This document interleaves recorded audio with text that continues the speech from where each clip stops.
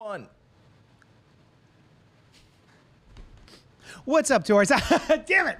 What's up to our sidekicks and hitch? My close-up, bitch. What's up? What? That one. What's up to our sidekicks and henchmen out there in the Geek Nation? Thank you for tuning into the Cultpop Podcast Live, episode 141. If you're new here, this is a place where we talk about movies and comics and TV and hideously deformed mutants from New Jersey and all the other things that scratch your dirty, nerdy little itches. Specifically tonight, we are broadcasting to you live from Young Junk HQ. Young Junk! A bomb-ass podcast studio here in Manayunk, Philadelphia, Pennsylvania. Okay. Those not familiar with the area. Yes. Manayunk is not a city. That's true. It's a town? It's a neighborhood. It's a main street. It's a neighborhood in Philadelphia. Yeah. It is part of Philly. So Philly. we interchangeably say Manayunk or Philadelphia. That's true. It's fine. You're good. Just go on Google. Hey, silence your cell phone. This is... Oh, I do you're it in once. church. I do it once. You're in church. Once. Literally every time we talk, your shit blows up. That's true. Yeah. That's true. We are your hosts for this evening. I am JD of Johnny Destructo's Hero Complex, located at 4327 Main Street, Philadelphia, PA 19127. It's a rad-ass comic shop that caters to rad-ass folks of all shapes, sizes, and genders. So get on in there and buy my stuff. Capitalism! With me as usual, back from a sojourn down south, wherein he may or may not try to fight the devil with a fiddle. Did that happen? I was past Georgia. Oh, okay. Yeah, the devil came to Georgia. I drove right past him and went all the way to Clearwater, Florida. He's ready to go. Yeah, he was just like, huh? He's left him in the dust. Just like standing on the side of the road with a fiddle, waiting for people to just like, this one? And everyone's just like, I don't play a fiddle no more. Or they nobody just like, plays the fiddle, bro. Yeah. Just looking at their phone the whole time like, yeah. No. Yeah. There you go. It's me. Hello. Also, I'm contractually obligated to announce that in the booth is the man, the myth, the legend-ish. It's producer Terry. Hey, Producer Terry is here in the booth, ready to deal with your nerdy itches. And we're back. Now, Terry, I have two questions for you. Hot dog. Fuck. If anyone's watching or listening and wants to know more about Young Junk HQ and the services in space, where can they inquire? Honestly, don't. We are way too busy, and we're just dealing with the big shots right now, like Cultpop and the gang. There you go. No, we're a very welcoming open space. You can go to youngjunk.com for more information. You heard him. First thing matters. Also, the second question is a hot dog a sandwich, and why? Hot dog is not a sandwich. Why? Because it's a taco. How would you... Oh, you know what? Think about Damn it, that was me. Yeah. Professional. Tell us more about tacos. A hot dog is a hot dog. It is a taco. Think about it. No, it is like a a curved fixture that holds cradled. meat inside. It's a meat cradle. It's a meat cradle. No, see, I think tacos are different from hot dogs. So, No, when you get what I'm saying when is- you get a hoagie, they don't cut it completely in half. They cut it down the middle, and it's just cradled like a hot dog. point, too. So, like, it's just meat in white bread or meat in bread versus a tortilla is corn. Tortilla. Well, it is kind of mesa. like hoagie mixed with taco. It's a hako, which is close to hot dog. Someone somewhere makes hoagie tacos. Yeah, Wait a minute. and I hate it. Or maybe it's maybe Googling. I love it. Hold on, I'm thinking about it. Maybe I love it. What makes a hoagie? Sorry, I'm sorry for those. It's the BO stench. The onion smell. It's got to smell like pits. my Well, wife. sandwiches are made with love. Hoagies are made with hate. It's pretty true. Yeah. My wife had meant, like, when we first started dating, she did say something along the lines like, "Oh, I'm just sweating so much, I smell like hoagie." Yeah. And I was like, Hoagie. "What?" Oh, you've never? Well, up until then, a couple years ago, I'd never like heard anyone referenced BO smelling like hoagie meat. I don't like the way you say hoagie meat. I would refer to that as a case of hoagie mouth, which is someone who has a particularly strong Philly or Delco accent has a case of hoagie mouth. Oh, I like that. Yeah, hoagie mouth. That's good. Hoagie mouth. Yeah. Right here is my water, My water. and it's gonna wash down a Italian hoagie. That's pretty good. Nice. Hey, what do I say next? Tonight we're visiting St. Roma's Village to experience the tale of Winston Goose. I'm so uncomfortable with that name. And his noble struggle against the evil CEOs and also medical debt.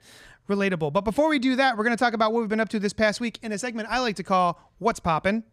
Remember, if you're here live, I missed the punch. Put it back. Put it back. Cut. Take two. All right. Oh, God damn it. I missed it twice. Ready? 3, 2, 1. Take it. Ethan, make This it is the short. fun of a live show. Can we? There needs to be just like a banner or a tag that just says professional. Professional. What were we going to say? Oh, look, if you're here live, some of you are, at least 3. 5? Yes. Remember, feel free to comment, like, subscribe, hit the bell notification. Let us know. Join the conversation with us. If you don't want to do it live and you're watching this later, do all that anyway. Comment, like, subscribe. Send us an email at cultpopgo@gmail.com and, lay off anything that's on your chest. Just like anybody, or it's just like somebody who did today. No. Because we got letters. We have letter? Oh, we have got lots and lots of letter. This one says, so guys, Yeah.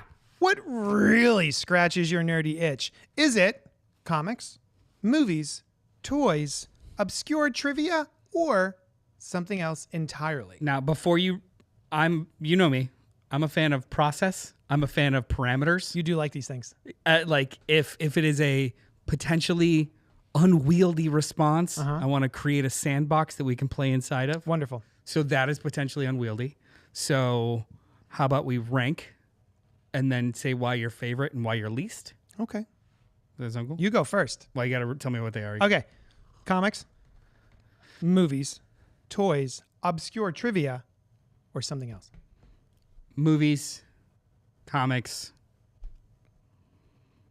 Yeah. television? Is that the something else? Okay. Yeah. That's the something else. Uh-huh. And then Toys. And I hate obscure trivia unless it is directly related to the top 3. the top 3. Yeah. Right. No. Yeah. Like obscure Yeah. trivia, it could just be like, hey, why is this? Why, what's the color of a giraffe's tongue? I don't care. Black. I know, but still, like, I don't care. Yeah. Movies, Yeah. TV, comics, obscure trivia, and then something else. I guess that's it, right? Well, TV was my something else. Is there Do I have one in there something I'm else? I missing? don't think so. Yeah. So Toys. my You say anything favorite, about the toys? thing You don't that care about really toys? scratches Ooh, my itch. Video games? Oh, well, bottom of the list is video games. I would like video games to be higher up on the list. I have neither the time nor the time. So you don't have time. Nor the money, but also no time. Video games are getting too expensive for poor Jadles. The thing that popped in my head as soon as this email came blasting through Cultpop HQ is butts. You guys, have you guys heard of this? Have you heard of butts? That's on his list. They're so good. Your scratched nerdy itch is butts. Is butts. Yeah. Oh, like I realize that's where the dirt comes out, but cheeks and crack. yeah.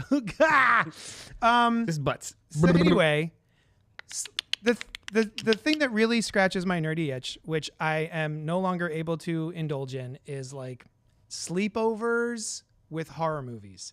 Just horror movie sleepover parties. I used to have them all the time. People would come over. We'd have a bunch of drinks and a bunch of snacks, and we would get some hoagies from Wawa. And we would sit and play. We would play like Halo and then stay up all night watching horror movies. That is my number one all-time thing. How long ago was this? Over 15 years, probably. Okay. Yeah. I've come to a realization. I was talking with somebody about this. I don't remember who, but let's say your son. Okay. Yeah, you're having an in-depth convo with Kai. I was talking to Kai about this. Just letting it out. Like the degradation or diminishing of the movie theater experience has made me less excited about movie nights. Oh. Because there I used to get pure attention. Yeah. Fully focused. And at home, it's the ha.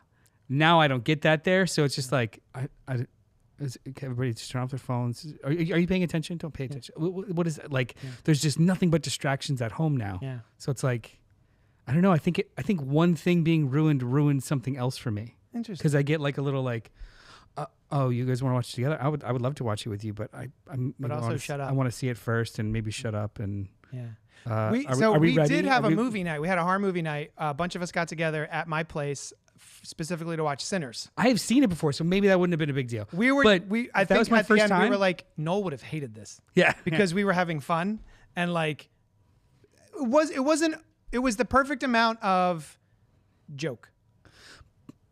There was like maybe 2 or 3 times the whole movie where someone popped in with a little something and we all kind of chuckled and then went back to the movie. Had I not seen it, I would have been. Shut up. I would have. Well, I wouldn't have been like everybody shut up, but it would have been like, okay. Yeah.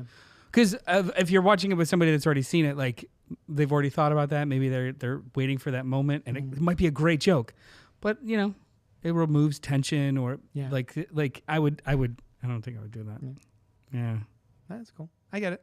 Yeah. So that scratches my nerdy itch is like that. That's like one of my all-time favorite childhood memories was getting together. It was the first time I ever saw it was sleepovers and shit. Sleepover parties. The first time we rented. I think the first chunk of horror movie I was allowed to rent. We rented Nightmare on Elm Street 3, which I saw before number 1, and Friday the 13th probably 4 and 5. The one where it was a fake Jason, was that 4?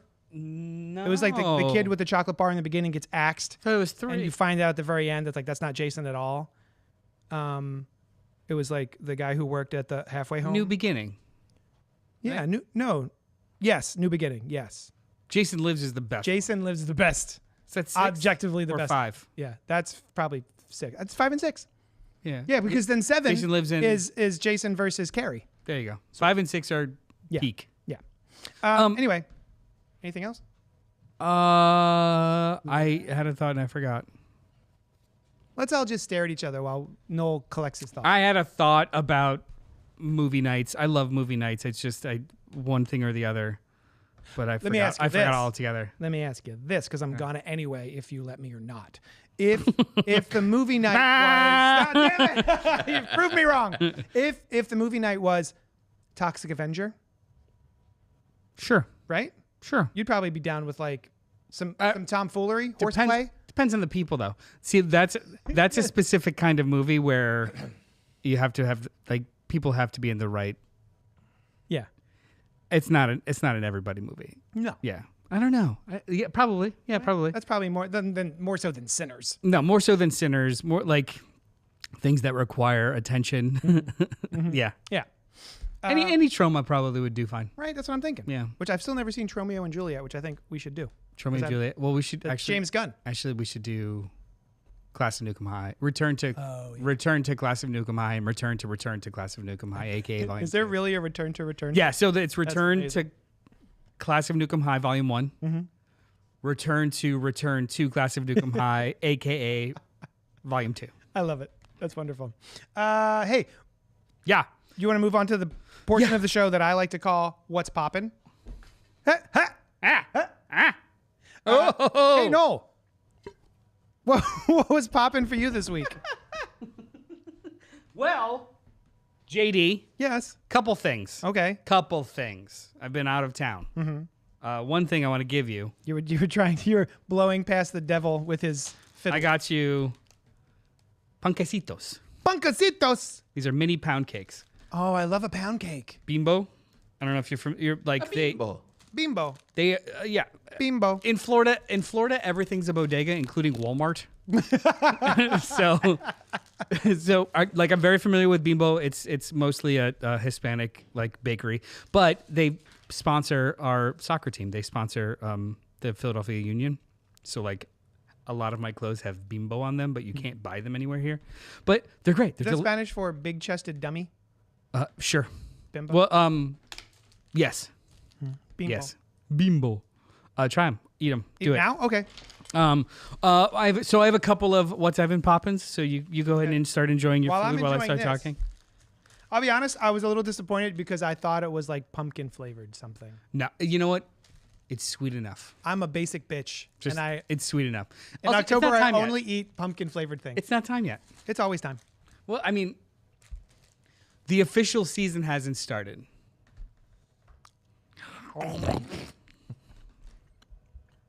It's good, yeah. ASMR. So I pre-ordered this book. I think I saw it advertised on Bloody Disgusting or something. It's called Screaming and Conjuring, The Resurrection and Unstoppable Rise of the Modern Horror Movie by Clark Collis, who is a entertainment reporter who's worked for like Empire and a bunch of other places for 20 years. This is great. It's really good, right? It's not too sweet. No, it's perfect. Does anybody else want to try it? You want to share? Oh, no. Sorry. Forget it. So this is basically an account of one of the wildest periods in modern cinema. Blockbuster. So it details the films and frights that led to an extraordinary renaissance from the release of Scream in 1996 to the arrival of 2013's Conjuring, which spawned multi-billion-dollar franchise. So in that 30-year span, there was it was basically a horror renaissance because there was nothing mid 80s on. It was just kind of like every once in a while you get something. Now it's a huge viable thing. And this goes through all of Look at that cover. The cover is wonderful. Walk us through this presentation. I want to look at this. Look how awesome this is. So hardbound, great cover, embossed, and then we have gilded edges. Black gilds. Back. Yeah. And, there's pictures. But it walks through. It's one of those. This is a book that I would have been obsessed with at Barnes and Noble when I couldn't afford it. Just like walking through. We talk about The Mummy in '99, Gateway Horror, Ring, the whole basically Korean remakes, the whole thread of that. This I'm very, very excited to dig into this because I love these kind of like oral history of media. Yeah, That looks awesome. And does that scratch your nerdy itch? This scratches my nerdy itch. Yeah. Oh, that's, you know what? To backtrack, you know what else scratches my nerdy itch? It's very relative to this or related to this. Horror or movie documentaries. Oh, sure. Just watching documentaries about horror movies or movies in general. I just love watching them, even if it's movies I haven't seen yet. You should watch. So I don't know if I would ever recommend anyone watch Citizen Toxic Avenger 4 because it's very problematic hard watch these days. Yeah, I think the beginning. Have you seen it before? It's like a multiverse version, right? Yeah, it's a multiverse. He goes movie. up against evil Toxie. Yeah, and James Gunn is in it. But on the DVD, on the Blu-ray, there is a 2-hour making of documentary that is better than the movie. Oh, I bet. About all of these kids basically sleeping in, like a flat in the middle of New York as the crew figuring shit out. Yeah. And it's so good. It's fun. one of the best movie documentaries I've ever seen. Oh, I'm a sucker for some spot varnish. There it is. Oh my God. And the raised. He did another book. You can't feel this, but it feels wonderful. Shh, you could hear it. Shh. He did another book called You've Got Red on You, which has red gilded edge pages, and I pre-ordered it. It was like $20. Oh, it's not out yet. Oh no, it's out. It came out first. I just ordered it. Oh, I see. Yeah. I will want. Oh, Idle Hands. Yeah, man. Oh man, I had the theater version of that poster. So many things you forgot about. Oh, like I didn't forget about Idle Hands. I fucking love that movie. Yeah, you know what? Yeah, I get it. You said it like, oh, I haven't thought about that. Yeah. No, I was just surprised that it was included. Yeah. That's what It's I'm a saying. pretty like, comprehensive I'm impressed. book. It's comprehensive. It is not just the top 5. Oh, that's dope. because like these offset movies beget other ones. So like House of the Dead, not good, really terrible, Really bad. Yui Bowl, right? yeah, but Awful.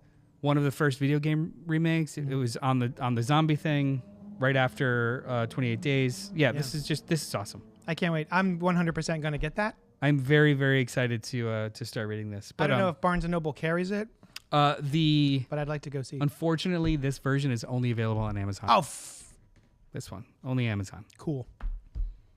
Cool. Where the first pressing is. I don't know what to tell you. Whatever. Was there another? Yeah, there's like 2 other really quicks. I would recommend everyone read this, Superman Lost, written by Christopher Priest with art by Carlo Pagulian. Yeah. Weird, heady, really good. Yeah. Timey-wimey, dimensional portal stuff, and Superman leaves. He's gone for 2 seconds, but he's actually was gone for over 20 years. And he saw some shit. Not for the first time. No. This story has happened before, wherein he had a whole relationship with Wonder Woman in between the seconds. It's very good. Yeah, is it good? I started it and I haven't finished It it. was really, really good.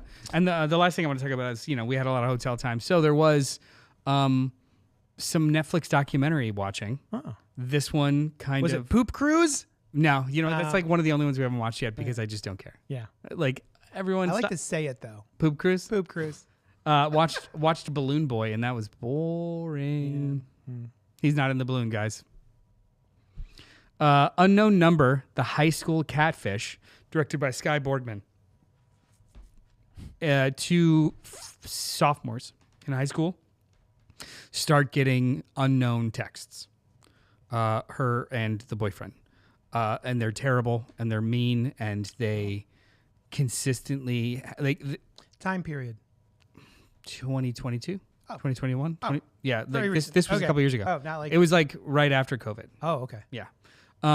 This girl and her boyfriend at the time are getting up to 30, 40, 50 texts a day from unknown numbers. Every time they can't change their number, that finds them. They can't do this. They can't track it because it's used it becomes to the point where people can't sleep. They break up. They're like, and then like the boy goes and starts dating someone else in another town, and they start getting messages. Like it's wild and terrible, and it just exactly like it becomes stalking and a horror movie, and who's doing this and who's got the motive and why these two kids. Awesome. And then you find out all this stuff, and you're just like, what the fuck? Don't let anyone spoil this for you. It's very good. Good. Yeah. Okay. They find out who it is and stuff. It's very, very good. How do I do this without spoiling it? Is who it is They someone interview you would never expect? Yes, and they interview everyone. So there is a part that we've seen movies and we've seen documentaries, tons of them. So there comes a point in most documentaries where, like, if it's a whodunit, you come to realize that they're not talking or interviewing someone. Yeah. And you're like, oh, well, it's probably them, right? They just keep referring to blah, blah, blah. Now, they interview everyone in this, including the person that may or may not be responsible. Yeah, and then they get to respond. It's really good. Wow. It was really, really good. Unknown Number, The High School Catfish on Yeah. Netflix. It's a good trashy watch. Hour. No, it's like an hour and a half. It's a full movie. It's not one of those train wrecks that's just like an hour. And it's a legit documentary. Yeah, Not it's like a reenactment.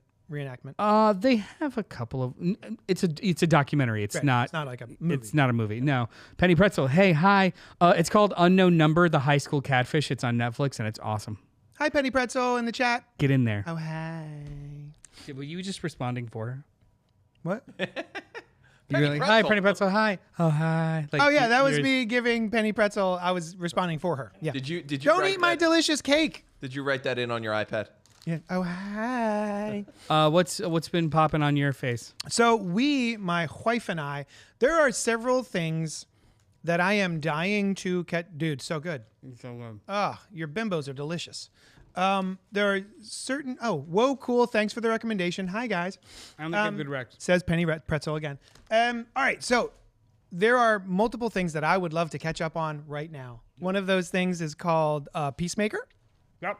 And another one of those things is Alien Earth. I am actively excited to watch both of these things, and I cannot because I have a 4-year-old.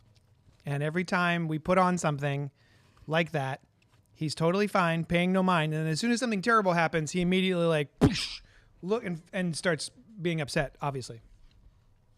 So instead, we've been trying to. Have you tried putting him in a dark closet and locking it? He gets out. I don't know how. He's able. You know how like certain cats can just like squeeze their bones down to the floor and slide out the door. He's able to do that. So he's a little horror creature. He's a A creature horror creature, not yeah. a horror creature. He's a horror creature. Yeah, he's a horror crux. The 4-year-old is Penny. And she also says Peacemaker has been great. So since we cannot catch up on those things, we instead go, maybe we could watch a Black Mirror? ? Maybe? And so we found one last night. Didn't find it. It was the next episode. And it had Paul Giamatti in it. Where are you? And it turns out that this episode of Black Mirror from season 7, episode 5, is called Eulogy, and it's starring Paul Giamatti and other people, I guess. But this is my second favorite my second favorite Black Mirror episode since San Junipero. Have Never you seen seen? You haven't seen this, have you? You haven't watched it since. I haven't seen San Bandersnatch. Junipero. No, What's that? I haven't seen the other one either. Oh, okay. San- You haven't seen San Junipero? No, I've seen up to Bandersnatch, and that's it. Wonderful. I thought Bandersnatch was after. If it wasn't, doesn't matter. This episode was awesome. This is basically a tale that deals with memory and nostalgia, relationships gone past, regret, miscommunication, all of the things that I think a great Black Mirror episode should deal with. This is a technology that allows you to take photographs and then go inside the photograph in order to experience it ever so slightly. This is a sort of let's say an AI that takes photographs from loved ones when someone dies. It communicates with them. It's one of those cool things you put on this, cool sci-fi things you put on the side of your head here. And it's able to talk to you and see what you see. And so you look at the photograph, and then it actually shuts your vision down and puts you inside the photograph in your head, and you're able to like move around to a limited degree within the confines of that photograph. And he is trying to recollect the face of an old love that went terribly wrong because she has since passed, and her family has sent him this package so that he can try, so that all of the different people who know you when you're alive create something using this eulogy technology, and then you go to the funeral and you experience it using one of the imports, I would say. But yeah, it is so heartbreaking, but it does actually kind of end kind of nicely. But it was really, really lovely and wonderful, and I got choked up several times. And there is I don't think it's a spoiler, but like at a certain point, he didn't realize that someone had written something to him, and he's in the photograph in his mind, and he can see that there is a note on the floor, and he just can't pick it up because it's a photo. He's in a photograph, and it's just the desperation of wanting to see the last words that he didn't even know were written to him, and he can't pick it up. And it's just like elements like that really sort of struck me in the heart and got me really choked up and emotional. And I, as someone who has what I like to joke about, a bad brain, like I have a terrible memory. I've got almost no recall, be it short term or long term. I feel awful. I always forget people's names. I forget entire events. Noel will say, "Hey, remember when we went to did this?" And I was like, "No." It sounds like we had a good time though. So yeah, it spoke to me specifically. I spend a lot of time thinking about the past and trying to remember the past and not being able to. So yeah, the Black Mirror season 7, episode 5, Eulogy, Paul Giamatti. Highly recommend. It's a heartbreaker, and it's really lovely. So I have seen up to half of season 3. Actually, the very next episode where I stopped is San Junipero. Nice. But I did watch the movie, which came out between 4 and 5. That was Bandersnatch. Yeah, which is no longer available on Netflix, right? They took it down. I guess not. Well, because it only functioned on laptops and tablets. Yeah, because they didn't have an actual on TVs or on the app. Yeah, I guess it's gone. I don't know. But anyway, yeah, I just thought I'd bring that up. If you maybe haven't been watching Black Mirror, maybe you got a little bored with it. I love Black Mirror. Every time I get a chance to watch an episode, like they're not all bangers, but they're all good. I don't think I've ever watched an episode of Black Mirror and been like, ugh, that was a waste of 45 minutes to an hour. I don't think I have either. Why did you hop off? I stopped caring. Okay. For no particular reason. Probably the same reason why anthologies don't usually do much for me. Short films, cool. They're usually like really, really good one-act plays or one good concept, and that's awesome. But then you don't get to. You want more? Keep going, and then also, they're all. For every one, there's 10 that are depressing as shit. Yes. So they are. Not, yes. It's not like a thing I want to to binge. That I get. Yeah, so like everything I saw was awesome. It's just like the first episode of season 7. Holy shit! Yeah. Sushan and I questioned if we should have why did we watch that? that was common too sad. people. Too sad. Oh, I heard about this. Yeah. Is that the one about Medical emergency. goddamn. Yeah. Oof. Also, too much. A lot of these are getting too close to like reality. Mm-hmm. So Yep. it's fine. I read the news. Fair enough. I don't need I don't often find fictional representations of shit that's actually happening that I'm aware of entertaining. Sure. But I mean, everyone that makes these shows is top notch. Yeah. So I just have to force myself to. My third favorite, the one with Flavor it. My one favorite because it's a delicious show. The pig fucking one, right? No, that's the first episode. The one with Gwen Stacy. Oh, Nosedive. Yeah, is that the one? Yeah. Nice. Yeah, that was awesome too. God, what is her name? Bryce Dallas Howard. Bryce Dallas Howard. PDH. In the chat, Pink Apocalypse says, horror documentary, I recommend Scream Queen. It's a dive into interviewing the gay lead and the laughable... If you think we haven't seen that, you don't know us. Yeah, that's right. Yeah, it was really good. Like we did we watch that together? It was when it premiered on Shudder. We were both like, "Are you watching it?" Yeah, yeah. Absolutely. It's a dive into interviewing the gay lead and the laughable pretense denied by the director of Nightmare on Elm Street 2. Yeah, and Robert Shea and all kinds of stuff. Yeah, that was a good one. Did you see that they're releasing it all on 4K soon? Nightmares? Yeah, all the of them Nightmares? in like a fancy steelbook thing that I'll probably buy it, even though I don't have a 4K TV. Yeah. Well, it's the. Well, you see, JD. Oh yeah, tell me. Go ahead. You need a 4K player and a 4K television, and make sure that you have the right connection between the two. I have Twixt the two. I have a PS5. Is it a 4K player? Is it even? Aren't all PS5s 4K? I don't know. Well, no, because after a while they stopped even having fucking discs. disc ports. Disky boys. Yeah, it's got a disky boy. Maybe it is, but you have to make sure that you have a 4K compliant television and then have the right HDMI cables and et cetera, et cetera. It's too much work. Because like I still have it on VHS. if you have The set. having like a DVD player into a 4K TV is putting premium in an unleaded tank and vice versa. Like, hey, I've got a 4K player and a 4K TV, but just like these kind of cables, you're not getting 4K out of it. Yeah, you're not getting all the Ks. You're not getting all the Ks. You're getting missing maybe 3 Ks. You're getting maybe 1,800 of the Ks. Yeah. Terry, can you fact check me on that? Yeah. It would be 1080Ks. Oh, 1,080. Well- 1,080 of the Ks, not 1,800 of the Ks. Who's Do you think face the is people red at now? home are loving this? Oh, I don't care.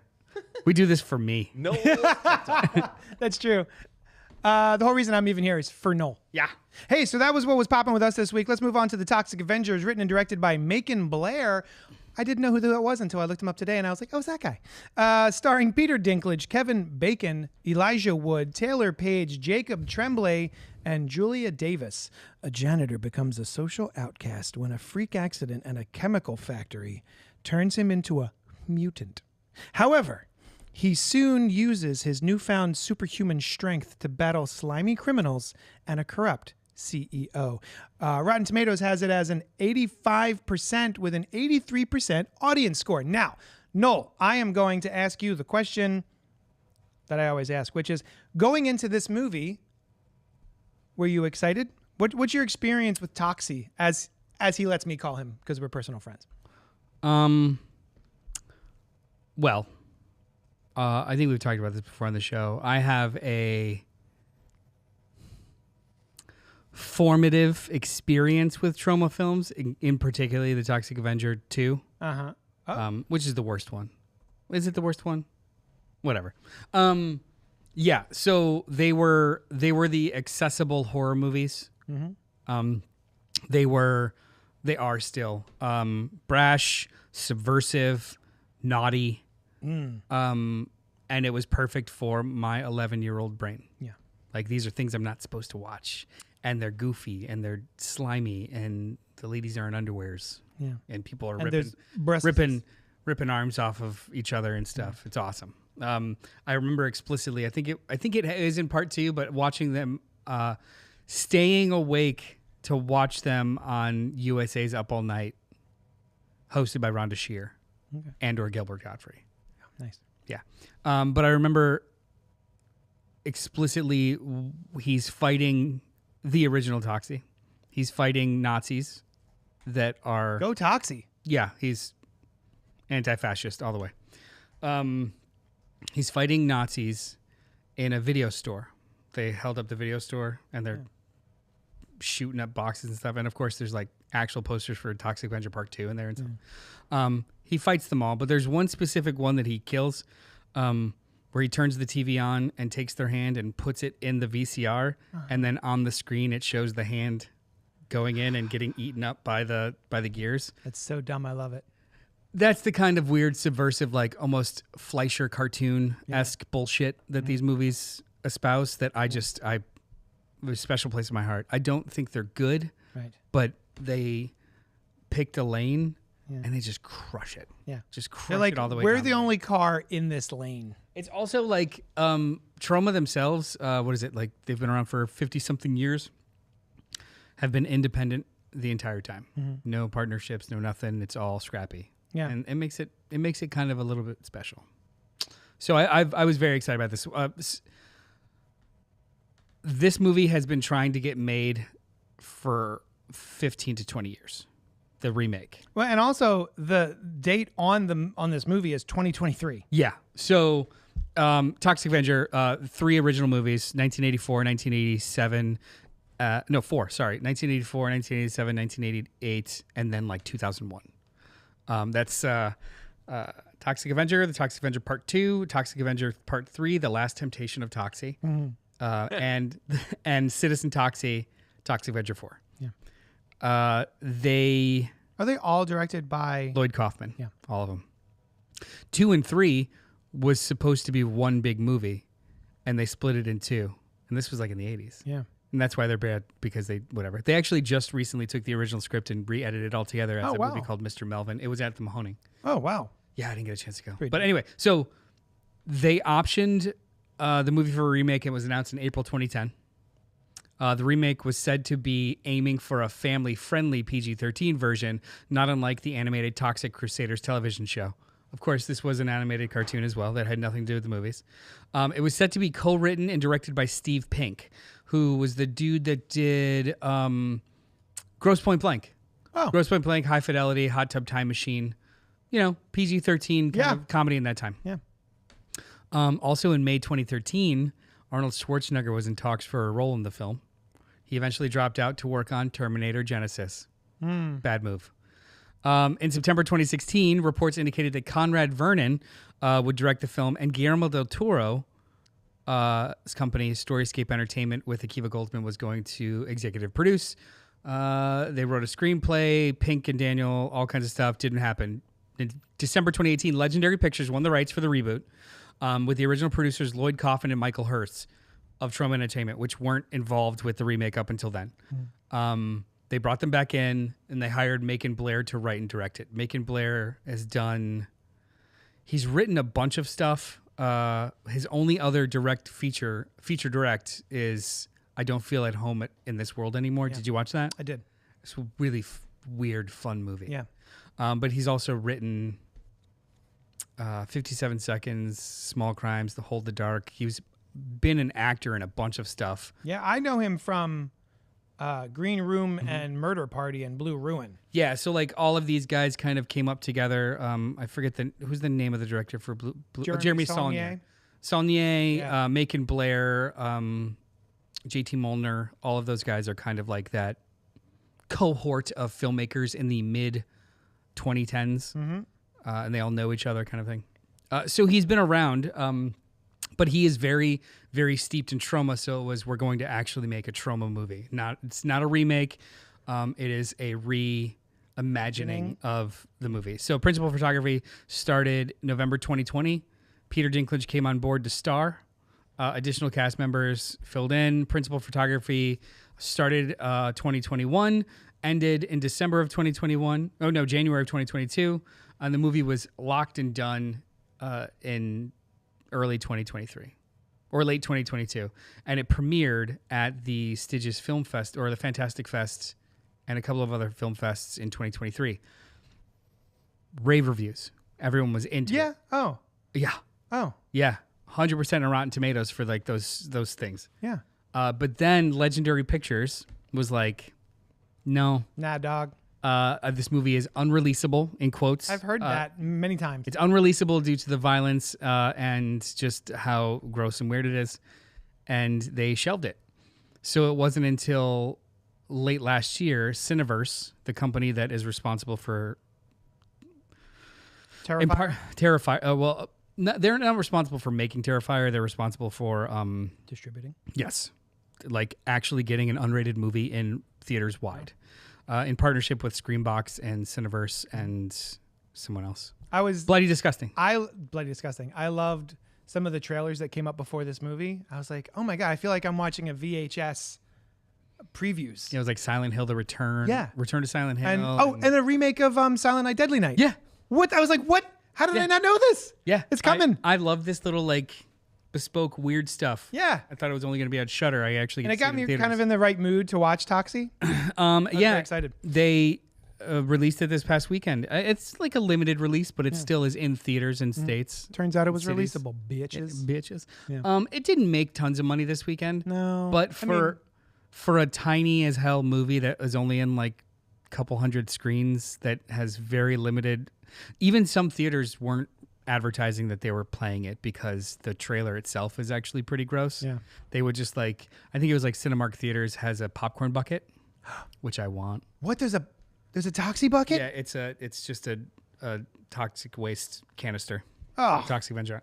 But they would just like, instead of advertising the movie, they were just like, hey, we've got this. Don't forget to see Toxic Avenger this week. Shit like that. Yeah. So it's been very quiet. Yeah. And it's made good money for small. For what it is. But I already to spoil how much I enjoy this movie, I already pre-ordered the 4K. Did you? Yeah. What was the budget? Do we have a budget on this? I don't know it yet, but I'm guessing it probably because they shot in like Bulgaria. Yeah. 2 years ago. Yeah. So I'm assuming it's somewhere in the $5 million range, $6 million range. It is exactly $5 million. Yeah, there you go. Yeah. And it made like $3 million this weekend, and it's gonna make more. It's profit. It'll be profitable. But did you wait? Did you watch the end credits? Did you wait for the whole thing? I did not. I did not. I thought it was over. Uh-uh. But I heard about it.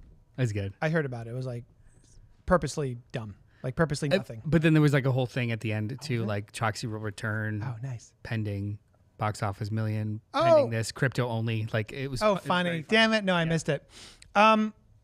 Pink Apocalypse is in the chat saying the idea of a family-friendly PG-13 Toxic Avenger makes me want to puke. Did you watch the cartoon, The Toxic Crusaders? At the time when there was also a RoboCop. There was a RoboCop cartoon and a Rambo cartoon. Yeah. That did not occur to me as a kid, but boy, when I grew up, I was like, there was a Rambo cartoon. And you know what? The cartoon about a PTSD soldier. The cartoon dealt with the spoils of war more than the movie did. My goodness. No, So my experience with the Toxic Avenger was also formative, as you said. Yeah. My experience is a bit of a bummer, so strap in. I remember Toxic Avenger originally came out in 1984, and then in 1988, a little something happened in Northeast Philly wherein a very small girl was murdered and assaulted and stuffed into a box in the trash. And she was found in my neighborhood in 1988. And the day that this happened, I believe it was the day that and I don't know how I have a copy. I don't know how I was watching Toxic Avenger, the original, because it's nothing that you would find on regular TV. It must have been on a cable channel or something, right? I remember specifically the scene where the two guys and the two gals are in a car and they're just looking for someone to hit, and they're asking like how many points it is to hit an old lady, how many points it is to hit a kid, blah, blah, blah. That. Yeah. And then they see this kid just riding on his bicycle with a helmet on, and they hit him and then back over his head, and it explodes like a melon. And so I very distinctly remember the trauma of watching that at 10 years old. I was 10 years. And also that was the same day, if not, I want to say it was the same day, that my mom, we went outside and we went walking down the street, and there was all a hubbub about this little girl who had been, who'd been found in the garbage, in a TV box. She'd been stuffed in a television box. And, that is my experience with the Toxic Avenger. I never watched any of the subsequent sequels or anything. I never had any interest in it. And I never revisited it until last night. So last night I put on the original Toxic Avenger from '84, and just to have some context, because in my head, that scene with the little boy on the bike was a daytime scene. No, it was nighttime. Yeah. So I completely fabricated it. I'm like, oh, this all happened at night. So yeah, that was my experience with the original. Did you finish the whole movie? No. I was gonna say. No, I got sleepy. Yeah. And I didn't care. Yeah, I didn't care to finish it. Not a very fun watch. No. So, yeah, I was not really looking forward to going to see Toxic Avenger 2023 in the theater. Yeah. But I know how excited you were. Yep. And I know it was on the docket. And then I always ask Sushan, hey, is this movie that I have to watch for the podcast, is this something you're interested in? Should I try to schedule this with you? Or is this something where like I can just schedule it on my own? I'll go sneak away to watch it and come back, blah, blah, blah. And she was actively interested in seeing the Toxic Avenger remake. Yeah. And I went, what? What? And she saw the trailer and she was like, yeah, that looks fun. So we went to see it. I had no hopes. Kevin Bacon was in it. Cool. What's his nuts? Dinklage was in it. Love that guy. Kevin Bacon left no crumbs. Yeah. Elijah Wood, Riz for days. Yeah. On God. Except not at all. Peter Dinklage was in this more than I thought he'd be. Yeah. Like, there's a whole 35 minutes of movie. That is what is so important about this version of this movie. You were talking about cartoons, and what I said to Sushan about watching the original Toxic Avenger last night was everything is up to 11, 12, 13. Everything's up to 13. Everything's cranked. There is not a single person in that movie who acts, looks, or speaks like a human being. Nope. Everybody is a giant cartoon. Every facial expression is as wild and crazy and big-eyed as it can be. Yeah. And go bigger. It does. Yeah. You know what? More. I see you've pooped yourself with your efforts here. Give me more. Give me more. I want to see some veins pop. Yeah.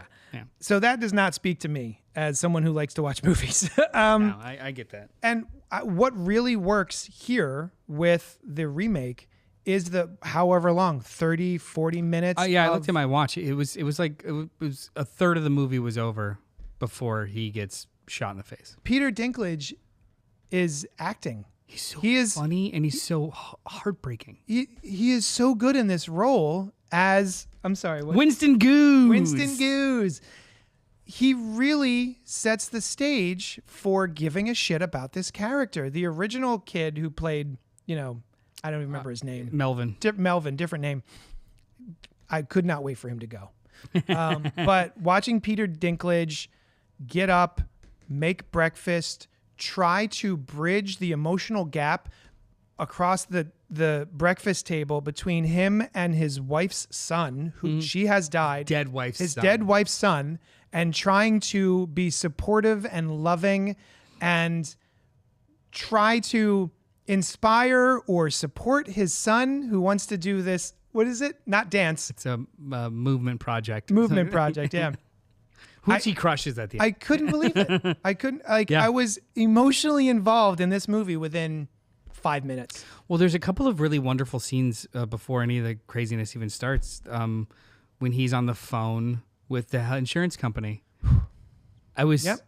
He's like pacing around in the stairs. The way that Blair shoots it too. So like the stairwell is in the foreground and he's in the background at a lower tier of the stairwell, and the camera just keeps pacing with him and seeing him as he keeps poking out from the staircase. Yeah. And it creates this kind of like almost comical tension. But then when you focus in on him, he is crying. He is at his wit's end. Like it's a real scene. Yeah. This movie is better than it needs to be.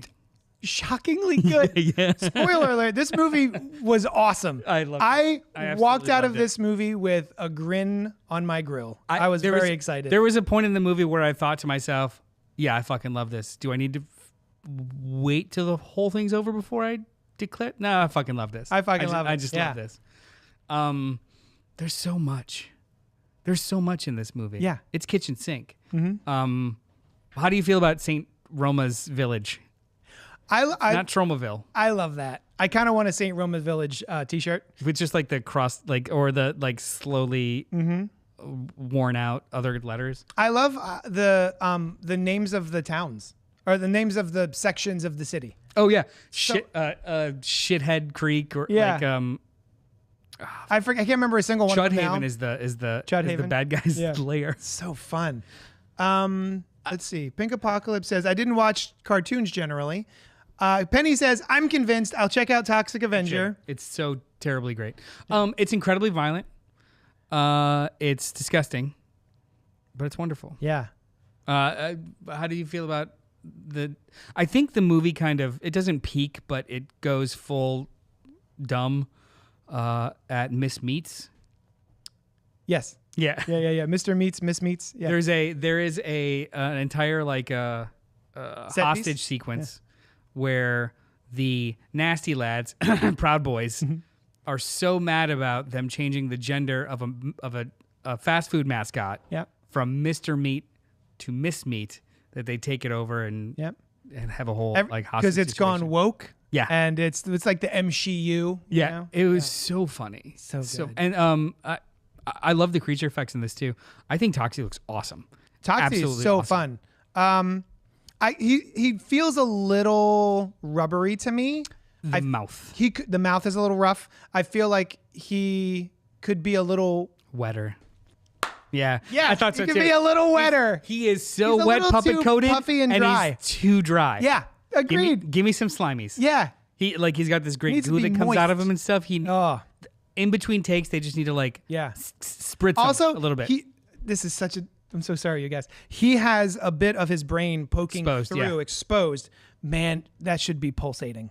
That should be throbbing. It was in some pieces, scenes. But like the whole movie, it should just be there was slightly that, moving. and then sometimes he glows a little bit, and I was Yeah. like, "This is cool. That's cool." It's awesome. So I am not in these types of movies for it relaxes on the dick and fart jokes, boob jokes from the first movie. There's like only one set of boobs, and I think Yeah. it's like flashing at a concert. Yeah. It's not lecherous or titillating Yes. or anything like that. Yeah, the first movie was very it's just much subversive. Oh, we're in a gym. People are working out. Let's look at someone's butt for 10 minutes and Basically. here's some boobs. Which is, I like It was boobs and the butts. 80s. I like boobs and butts, but this one, what didn't feel as lecherous. Mm-hmm. And there are certain violent gags. I'm just like, okay, but they're in the same way. What were we watching recently, where there was so many different Naked Gun? We were talking about the breadth of styles for comedy within the Naked Gun remake, and that's what I like here too. It's not just certain elements of comedy or violence that you might expect to get. There are other layers of comedy as well, and those are the ones that kind of spoke to me. Even just tiny little things at the very, very end where he's in the wheelchair and then he's I forget her name, his partner's name. Julie Davis. It's important that she's black because he basically gives her a thumbs up and she gives a thumbs up, and then he gives like a, and she's like, no, and he goes, oh, huh? Okay. And it's like little gags like that where I'm like, you didn't need to have that in there, but I'm glad you did. Oh, are we gonna go into spoilers? Oh, whoops. Is there anything to spoil? Well, I think we both. I recommend it. Hard this agree. was so fun. See this in theaters. It was awesome. Yeah, I loved this movie. It is as good as something so stupid can be. Yes. It is. This would have made me so happy when I was 14. This is a movie I will. First of all, Adam Caesar has written a novelization of it. Clown in the Cornfield writer. Mm-hmm. Local boy and Dead Mall. Dead Mall, the graphic novel. He wrote the novelization for this. I just saw his TikTok about it, and he's like, I would never. Did not ever expect to write a novelization, but I'm such a big Toxie fan. I had to do this. So I've ordered that. I can't wait. And I'm going to buy this and rewatch it. That's how much I enjoyed this. I want there to be another one. Yeah, I would watch another one. More. Give me more. I have a couple of asterisks, but we'll get to those in spoilers starting now. Spoilers for Toxic Avenger 2023 coming at you. What do you got? Give me something. Spoilers. My favorite kills was when she flirted for 2 seconds. When she flirted for 2 seconds. I'm trying to remember. So they're walking up to the compound. Every single henchman's a dumbass. And she's like, I got this covered. She ties up her shirt and she's gonna go like flirt with them. Hey boys, huh? And they shoot themselves in the face. And she is aghast. Like that's not what I. Oh my god! And he's just like, it worked. Yeah. Like, that's not what I wanted to do. Yeah. There's that kind of like subversive humor of just like no one is safe, but also everything is still lighthearted at the same time. Yeah. I really liked the Killer Nuts. The Insane Clown Posse. Yeah. The Insane Clown Posse coded idiot. Killer Nuts. And I like Siri. Call the nuts. Or summon the nuts. Summon the nuts. Okay. Summoning the nuts. No, better than that. Oh, hey, are you summoning the nuts? Better than that. So they are the henchmen in this, like they're the prime henchmen in this movie, and they are being dispatched by Elijah Wood, who looks so good. What's his name in the movie? I don't know, but he looks so great. His makeup and the way he carries himself and everything is so uncomfortable, but wonderful. Yeah, he's awesome. He's wetter. He's wetter than Toxie is. He's sloppier than Toxie. He's sloppy. But he is the manager of that band. Yeah. There is one Fritz Garbinger. There's one scene where his brother, the main baddie, Kevin Bacon, is telling him like, "Hey, your stupid rock and roll band, maybe you shouldn't have done that." Yeah. And under his breath, it's monstercore. Yeah. It's monster. It's a little dangerous. It's like it's just subversive and dangerous. Yeah. It's just like really small moments. Yeah. Every fucking actor was in this. Yeah. Like they were in it. Yeah. And I'm like, this they brought their is A-game. So good. Everyone got the tone. Everyone probably knew what they were making, and they just were enjoying it. Yeah. I can't enough. I just can't enough. I can't enough. Oh, Annette Badland. Why do I know her? Daisy the shopkeeper. She is so familiar to me. Mr. Paws. Doctor Who. Skins. Got it. Yeah, she was awesome. I love her too. Yeah, and so the Peter Dinklage is not in the suit. I'll be honest, I was a little disappointed. Not enough. It was enough to make me go, oh, and that was over it. Because I mean, I think it's a little tall. He wasn't in the suit, but then I thought about it and I was like, oh, that sucks. But neither were the original actors. Yeah. None of them were in the suits. They just dubbed voices. Yeah. But then I read that Peter Dinklage is such a fan, and like he's our age. He wanted to be. It was a matter of him specifically relinquishing control because he likes prosthetics. He likes to be in suits like that. He likes to do that sort of, call it wet work. And so because of, I guess, the demands of the role and how hot it was in Bulgaria or something. In Bulgaria in the summer, that he was like, I had to let it go. Yeah. So for weeks, him and the clown actor, I forget her name. Oh gosh. That's her. Luisa Guerrero. She plays Toxie's bod. Yeah, the two of them, like he recorded himself acting out every single scene and every single beat and action sequence. Then they worked together, and she studied all of his footage, and so she was playing. She was him translating playing his Winston playing Toxic. Yes. Yeah. It worked out really. There was a couple of scenes where you could tell they either redubbed dialogue or it didn't line up. I think the entire movie, I was like, because I thought he was in the suit. I thought that was him playing Toxie, and I was just like, oh, well, they ADR'd him because he's got fake teeth in. Yeah, the prosthetic. And he can't talk past the teeth, so he's just moving his mouth as best he can, and they were going to dub it, and they dub it in later. Yeah. Yeah. It was just him. His bottom teeth just kind of roll around in there sometimes. It was awesome. Yeah. It's a good wet puppet. Good weapon. And then Kevin Bacon, man. I'm always happy to see Kevin Bacon. Oh, my one asterisk for this, and you being a connoisseur of Toxie and his avenging proclivities, the makeup that they use for Kevin Bacon at the end, is that a reference to something? No. It's just all new makeup. Hated it. As much as I love they were going with, Toxie like, the and his sheep look, thing. Yeah. he's like horns and the teeth were kind of cool and gnarly, but I also was like, there's no way Kevin Bacon's in that. I think he actually was. He wasn't. I looked it up. Oh, no? But he had to be bigger? But I just didn't really like his makeup for whatever reason. I liked the middle version. I love the middle version where he's like eating someone's... Yes. The middle version, he rips the scalp off. And then there's also one other, a little more prolonged version. Yeah. The main version at the end where he's like a foot taller and teeth so big he can't talk. I don't care for that. He looks like Todd McFarlane's Wendigo from the Spider-Man in the 90s. He looks extra. Yeah. Like, too many lines, my guy. Yeah, too much. Too much cross-hatching. Pink says, I thought the same about the wet/dry makeup, but then speculated that they need him to be interactable for things like hugging his son in the future. Can't be too gross for stuff like that. Yes, you can. Gross him up. Wet him up. Oh, I love this movie so much. I was so happy with it. I don't know if you can tell, but like I'm very excited to be discussing this movie, and I at no point thought I would be. I thought I would have the same experience that I had. Yeah. Well, hopefully not the same experience of watching the original Toxic. Hopefully no one was found in a box. But I had such a blast. It was so funny and so charming and just so much better than I anticipated. This was an absolute delight. It was really charming. Yeah. I think that's what makes it work. It's just everyone is just incredibly charming. Mm-hmm. And then ending on like even the kid, Jacob Tremblay. Mm-hmm. He was awesome. Absolutely awesome.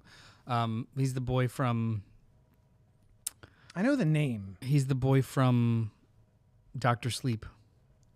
Oh, and Room. Mm-hmm. He's also the voice of Modern Robin in the Harley Quinn cartoon. Nice. Oh, there you go. Thank you. And Wonder. He was in Wonder. And Luca. Oh, Luca was a delightful movie. No one talks about Luca. That was great. The Disney John. He was Flounder in Little Mermaid? I guess so. This kid's all over the joint. He's in the Invincible Adam Eve episode. Never saw it. Anyway, Harley Quinn, yeah, Sovereign.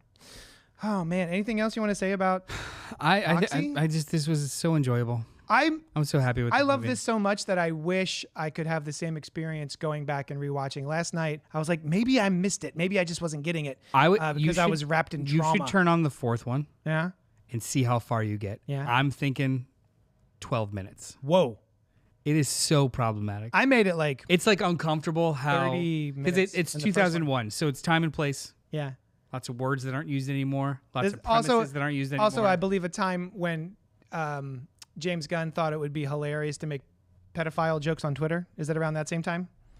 Very edgelordy. Sure. He wasn't involved with that movie, but yeah, in general, like. Oh, I thought you said he was in it. He was in it, but he didn't. He just does a cameo. Gotcha. Yeah. So does Lemmy, but he didn't fucking write anything. Oh, for anyone who doesn't know, speaking of Troma and James Gunn's first gig was writing the script for Tromeo and Juliet. Well, he just $250. Yeah, he was one of those one of the Troma acolytes that just kind of hung around and wanted to make movies, and that was basically his film school was Troma. Yeah. How fun. He also wrote the book.